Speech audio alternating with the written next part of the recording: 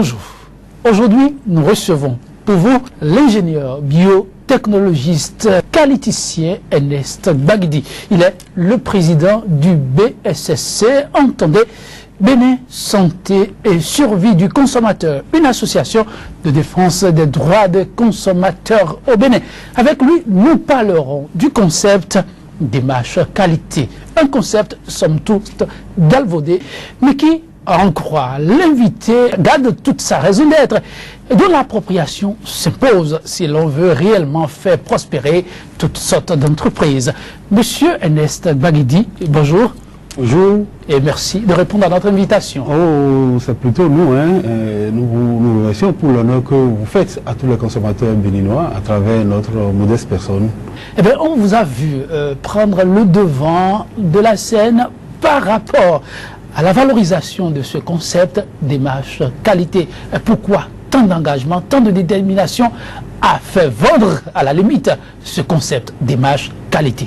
Oui, et nous le faisons simplement parce que c'est un impératif.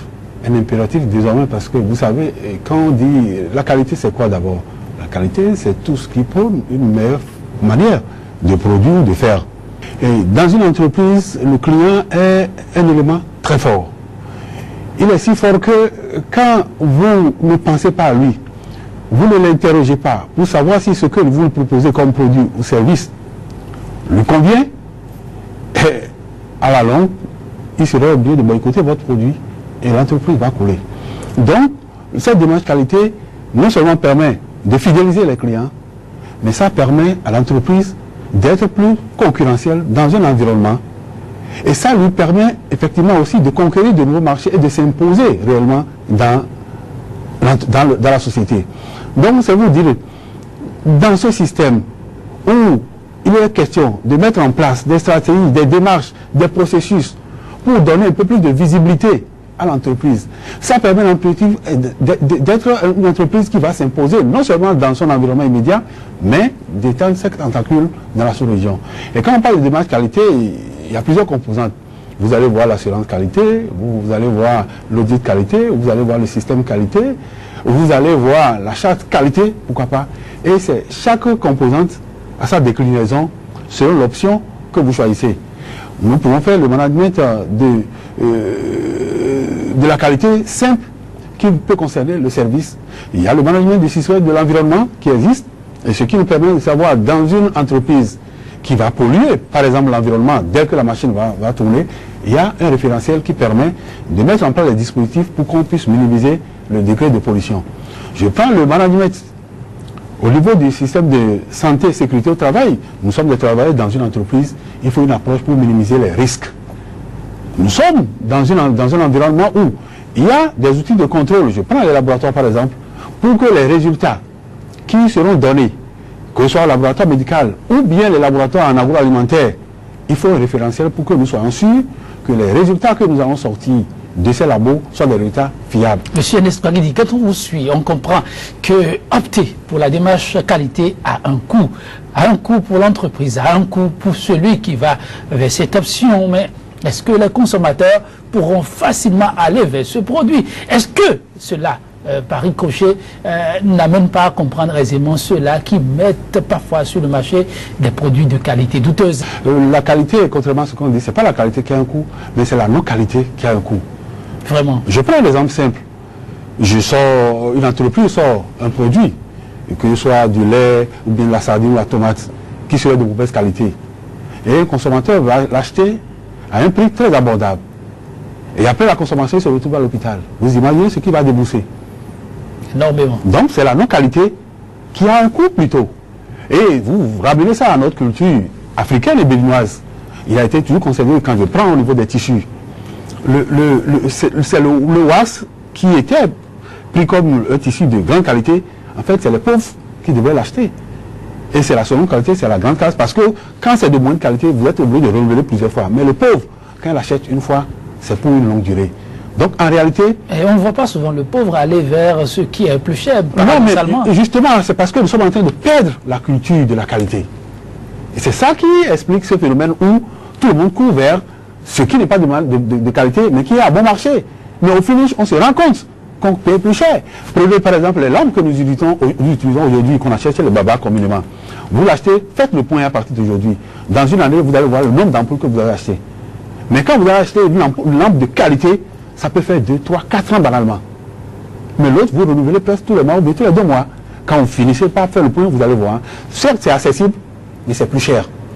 Donc, dans une entreprise, le patron d'entreprise doit comprendre que la qualité lui permet de minimiser, effectivement, les coûts, d'éviter les pertes. Et vous allez, c'est pourquoi dans une démarche qualité, il faut un élément très fort, il faut l'engagement de la direction. La direction doit prendre un engagement ferme.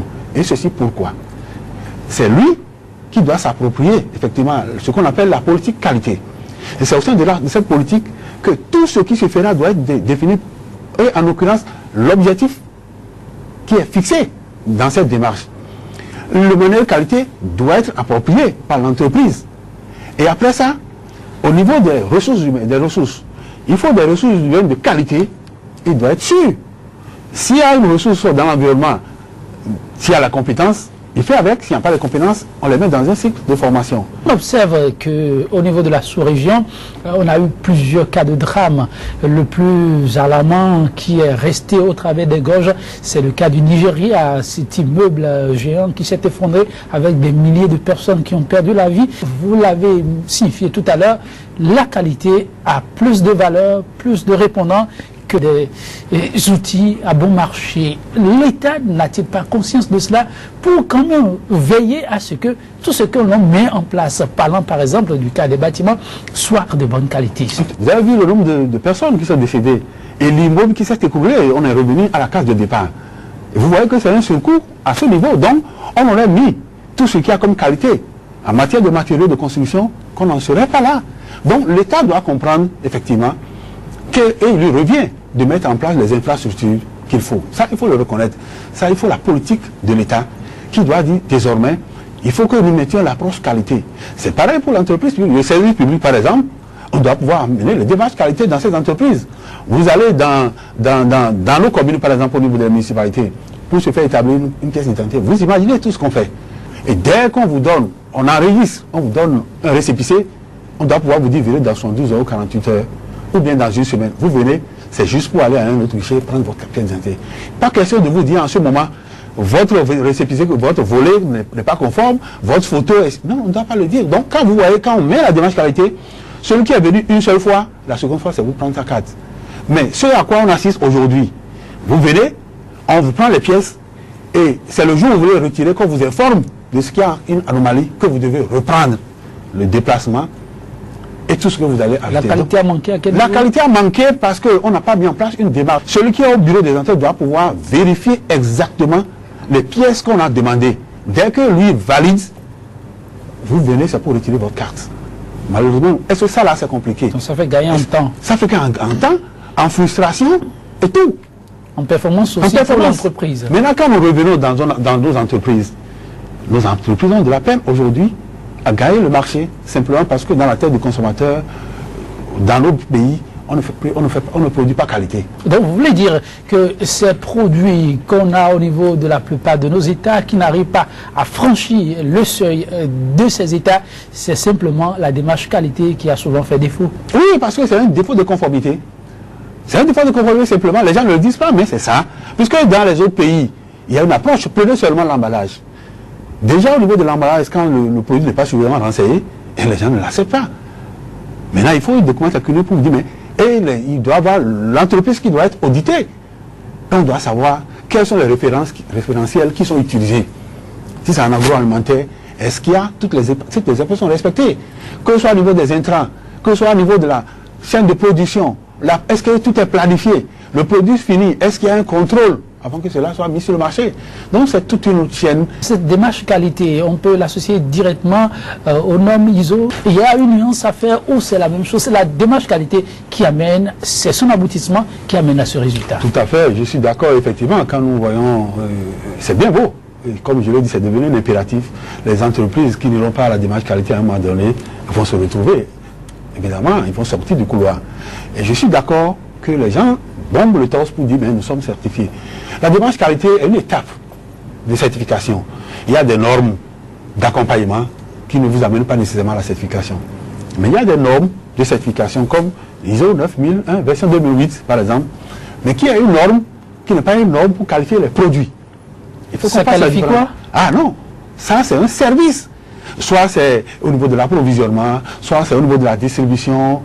C'est des compartiments de l'entreprise. Le produit peut être de mauvaise qualité. Ah, mais de mauvaise qualité et être distribué par une entreprise. Il y a une grande nuance à faire. Il y a une grande nuance. Un produit de mauvaise qualité peut être distribué. En principe, si vous devez être rigoureux, quand vous êtes une entreprise certifiée, vous ne devez pas avoir des produits de mauvaise qualité. En réalité, c'est ça. Si vous voulez être juste. Puisque avant de vous qualifier, avant d'avoir le certificat, l'auditeur ou bien le cabinet doit s'assurer de ce que vous ne mettez pas des produits de mauvaise qualité sur le marché. Mais la réalité, ce à quoi on assiste aujourd'hui, mais les gens vont jusqu'à dire mon produit là est certifié ISO 9001 version 2008. Ça sonne mal. Ce n'est pas une norme de production, pas du tout. Le produit répond à sa production répond à des normes bien spécifiques. Je prends une boîte de sardines. Ça, c'est une norme, peut-être, le Codex Alimentarius, d'accord, qui est une norme en agroalimentaire, qu'on aurait utilisé pour sortir un produit agroalimentaire. Ce qui n'a rien à voir avec ce que les gens disent. Donc, ça là, c'est une tricherie pure et simple. Donc, les consommateurs doivent faire beaucoup attention. Très attention, très attention. Ça, c'est la tromperie, c'est la tricherie publicitaire et il va falloir arrêter ça. Quand je dis certification, ISO, comme je dis, il faut qu'il y ait des entreprises, des cabinets pour accompagner les entreprises dans la certification. Quand on voit la météorologie, ça, on ne peut rien faire sans la météorologie. Et ça, nous avons au moins au Bénin un laboratoire, effectivement, de masse, au niveau de la MSQ, qui est quand même là. On a là l'agence béninoise de normalisation qui met des normes à la disposition des producteurs. C'est déjà pas mal. Mais au niveau de l'accréditation, ce n'est pas possible. Je crois que c'est au niveau de la sous-région qu'un cabinet arrive à accompagner par rapport à l'accréditation. La démarche qualité, M. Ernest Gbagidi, nous y reviendrons plus amplement pour développer ce concept riche, somme toute. Si vous avez un appel à l'endroit et des chefs d'entreprise et des consommateurs. Je crois que c'est une opportunité. S'ils ne veulent pas accepter l'impératif, c'est une opportunité. Et il va falloir, puisque le consommateur béninois va devenir très bientôt très exigeant.